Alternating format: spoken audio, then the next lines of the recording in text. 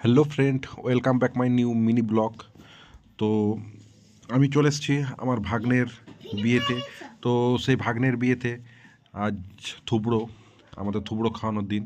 তো সেই থুবড়োটা দেখুন সাজানো হয়েছে। তো ভালো লাগলে অবশ্যই বলবেন। আর এখানে কি কি ফল দিয়ে সাজানো হয়েছে বা কি কি জিনিস দিয়ে সাজানো হয়েছে থুবড়োটা অবশ্যই কমেন্টে জানাবেন।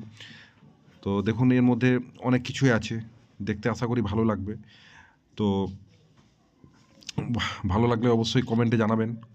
আর আপনারাও যদি এরকমভাবে সাজাতে চান তো অবশ্যই বলবেন, সাজানোর জন্য লোক আছে, সে লোক এসে সাজিয়ে দেবে।